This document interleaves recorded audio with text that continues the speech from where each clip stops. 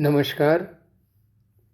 जीविकार्जन के लिए मनुष्य कहाँ से कहाँ जाने में मजबूर हो जाता है। शिक्षा प्रारंभ से लेकर शिक्षांत तक व्यक्ति अपनी औकात अनुसार खुद को प्रतिष्ठित करने का प्रयास करता है। सौमित्रम का जन्म बिहार प्रदेश के पूर्णिया जिले के अंतर्गत एक गांव में हुआ और वे यहाँ असम के गुवाहाटी में एक हिंदी दैनिक पूर्वांचल प्रहरी का वरिष्ठ उपसंपादक के रूप में अभी कर्मरत हैं। सौमित्रम मूलतः एक संवेदनशील कवि हैं। अपनी कविता में वे स्पष्ट रूप से यथार्थ को सामने लाते हैं और बड़े बेबाक से लाते हैं। कहीं श्लेष, कहीं कटाक्ष, कहीं तीक्ष्ण आघात मन को झकझोर देता है, कहीं मानविक गुणों को बढ़ावा देता है। कविता की अंतर्निहित व्यंजना सोचने में मजबूर कर देती है। कहीं कहीं बड़े मार्मिक ढंग से उनकी कविता अंतर्पीड़ा को बढ़ाती है। सौमित्रम के कई कविता संग्रह प्रकाशित हो चुके हैं।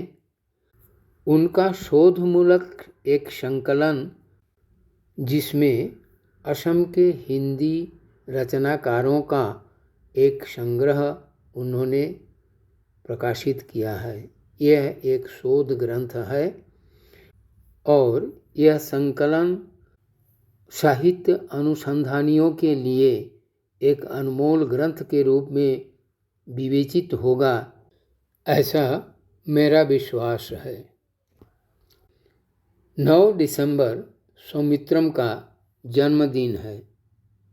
भालार्क प्रकाशन की ओर से सौमित्रम को उनके जन्मदिन पर ढेर सारी शुभेच्छाएं और कामना करते हैं उनका दीर्घ, सृजनशील और स्वस्थ जीवन। सौमित्रम जी की कुछ कविता लेकर आज का यह अनुष्ठान आपके सामने प्रस्तुत कर रहे हैं।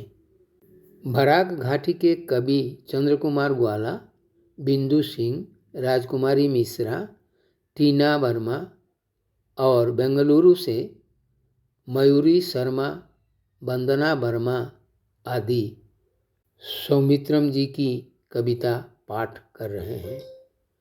सभी पाठक पाठिकाओं को बालक प्रकाशन की ओर से हार्दिक बधाई और अपनी कृतज्ञता प्रकट करते हैं। धन्यवाद। नमस्कार। आज सौमित्रम जी का जन्मदिन है और मैं उन्हें तहे दिल से हार्दिक बधाई देती हूँ। उन्होंने जिंदगी के बारे में एक बहुत ही सुंदर दर्शन लिखा है और उनकी कविता मैं पाठ कर रही हूँ। श्रीमती राजकुमारी मिश्रा। कविता का नाम है जिंदगी।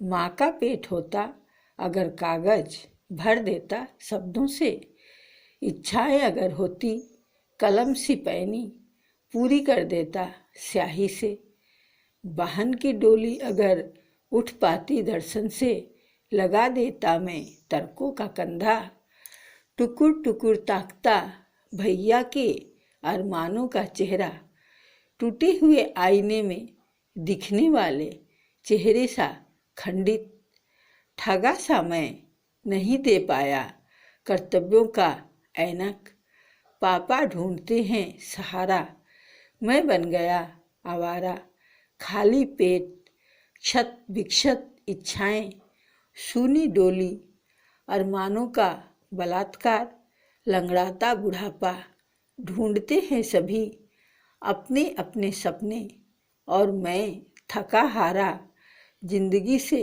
लड़ता रहा हूँ, जिंदगी से लड़ता रहा हूँ। धन्यवाद। नमस्कार, मैं हूं चंद्र कुमार ग्वाला। कविता का शीर्षक है चिट्ठी। अखबारी दफ्तर में एक समाचार से दूसरे समाचार तक भरने पड़ते हैं कितने कागज। उस वक्त उठता है एक सवाल, काश हो जाते तमाम शब्द एक एक अनाज का दाना, तब मेरी माँ बटोर कर तमाम दाने भेज देता मैं तुमको। असम में बने बेत के हैंडल वाले झोले में सिर्फ मैं ही नहीं और भी हैं तुम्हारे ही। पड़ोस से आया हुआ रमेशरा का बेटा बहुत ही सुर्ख, चाय पीते वक्त न जाने क्यों बहुत याद आता है मेरी माँ। जानती हो तुम, पौधे के विकास के लिए चाय के पौधों को गर्दन से काटा जाता है। बहुत याद आती है तुम्हारी उस वक्त जिस वक्त दफ्तर में आती है घर से किसी की चिट्ठी। याद होगा तुमको, चल रही पंखे की चोट खाकर अपने आंगन में गिर गई थी लहूलुहान चिड़िया। उस वक्त कितना रोया था मैं, लेकिन अब कोई घटना नहीं करती उद्वेलित। रोज गुजरना पड़ता है की गई हत्याओं और हो रही बलात्कारों के बीच से। मैं जानता हूँ जिक्र नहीं करना चाहिए परदेश बैठे बेटे को अपनी हो रही पराजय का। पिछला भेजा गया मनी ऑर्डर मिल गया और एक बार पुनश्च 15 दिनों बाद अपने मरने का एक तार दफ्तर भिजवा देना। तुमसे मिलने का बहुत मन करता है। धन्यवाद। नमस्कार, मैं मयूरी शर्मा सौमित्रम जी के जन्मदिन के अवसर पर उनकी कविता अजन्मा कोख प्रस्तुत करने जा रही हूँ। मेरे पेट का अजन्मा बच्चा मुझसे करता है सवाल बार बार, माँ तुम मुझे क्यों जन्म देना चाहती हो उस देश में जहाँ खिलौना है बंदूक और बमों का, आम लोगों का रोज नामचा, सरकारी बजट का कैदी, सांस लेने के लिए प्रयोगरत और संघर्षरत भी। माँ तुम क्यों चाहती हो मेरा इस संघर्ष में हिस्सा लेना, खून की बहती नदी में नाविक का शोर गुम हो रहा। किसने फैलाया पाल, आदमखोरों की कोई जात नहीं, तुम मुझे क्यों पार ले जाना चाहती हो। घृणा है तुम्हारी भावना से, मूल्यहीन रक्तहीन सभ्यता से कोसों दूर, संतरास के घने कोहरों में क्यों बुनती हो शब्द जाल, इससे तो अजन्मा कोख ही भला। धन्यवाद। नमस्कार। आप मान्यवर श्रीयुक्त सौमित्रम जी के जन्मदिन पर हार्दिक श्रद्धा और अभिनंदन। पाठ कर रही हूँ उनकी ही रचित कविता मेघालय का दर्द। मैं वंदना वर्मा। खासी, जयंतिया और गारो पहाड़ी अपने दुख दर्द के सीने में छिपाकर उगाते हैं देवदार और चीर के पेड़। हरी तीमा से आच्छादित हो बिखेरते हैं सिर्फ अपनी खुशियाँ। अपने पिछड़ेपन पर बहाते हैं बेजार आंसू और झरनों को देख खुश होते पर्यटक मनोहारी दृश्य कहकर करते हैं कैमरे में कैद। किसी पहाड़ी पर अपने घर को ठंड से बचाने के लिए अंगीठी जला रही है खड्डू। आतंकवादी बेटे को भूलने के लिए बूढ़ी औरत बुन रही है जिनसम। और सामूहिक बलात्कार की शिकार हो चुकी पड़ोसी नवयौवना को सुना रही है यू क्योंग नंगबा और यू तिरोत सिंह की वीर गाथाएं। नोंग क्रेम, बेडिंग क्लेम और आयलोंग की तैयारी में जुटती है जनजातियाँ। प्रफुल्लित होता है खासी, जयंतिया पहाड़ों का मन। मिशनरियों के मकर जाल में फंसा मेघालय महसूस करता है इनर लाइट परमिट की आवश्यकता। धन्यवाद। नमस्कार। सौमित्र जी के जन्मदिन के अवसर पर उन्हीं के द्वारा रचित कविता पासबुक पाठ करने जा रही हूँ। पासबुक। बिस्तर पर पड़ी मेरी माँ कतार निगाहों से देखती है मुझको और पलटती है मेरा पासबुक। प्रसव पीड़ा झेल रही मेरी पत्नी सारे दर्द भूल जाती है, मुझे देखकर और बढ़ाती है हाथ मेरे पासबुक की ओर। अंग्रेजी स्कूल में पढ़ने वाला मेरा बेटा बड़ी शालीनता से मोड़ लेता है अपनी कमीज का फटा हुआ आस्तीन और तिरछी निगाहों से देखता है मुझे तथा मेरे पासबुक की ओर। मैं भी घर से निकलते वक्त देखना नहीं भूलता अपने जूते के तलवे जो अब तक फटने को आतुर है। मेरी निगाहें भी अनायास चली जाती है पासबुक की ओर, जो मुझे देखकर ठठाकर हंस रहा होता है।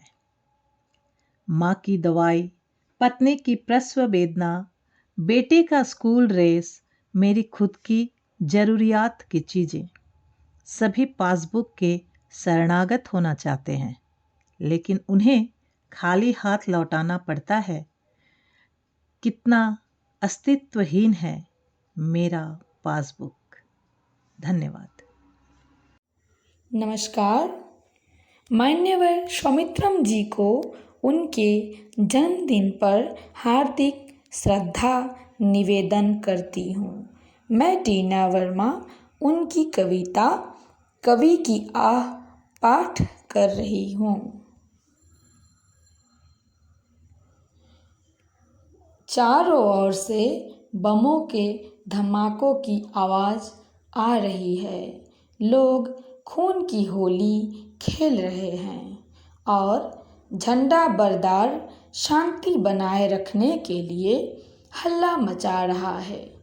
फिर पल भर के लिए कौन सुनेगा मेरी आवाज़? यहाँ सभी अपनी अपनी समस्या में उलझे हैं। उच्च वर्ग सपनों की ऊंचाई बढ़ा रहा है। मध्यम वर्ग अपनी आवश्यकताएं पूरी करने में व्यस्त हैं और निम्न वर्ग भूख से लड़ता हुआ रोटियां जुटाने के लिए भाग दौड़ कर रहा है। नवजवान शिक्षित वर्ग बेरोजगारी का हल ढूंढ रहा है और महिलाओं में भी पुरुषों की बराबरी के लिए होड़ है। किसी के पास क्षण भर का भी समय नहीं है। ऐसे में मैं किसे सुनाऊं? कौन सुनेगा, समझेगा मेरी कविताएं? उनकी दूसरी कविता माँ। मादा केकड़ा जानती है वह जिन बच्चों को जनेगी वे उसे अपना आहार बनाएंगे। मादा बिच्छू को मालूम है पेट फाड़ कर बच्चों को जनने के बाद ही उनकी प्रजनन क्रिया पूरी होगी, लेकिन एक जच्चा अपरिचित की भांति मुंह फेरकर चली जाती है फुटपाथ पर अपने बच्चों को छोड़कर। धन्यवाद।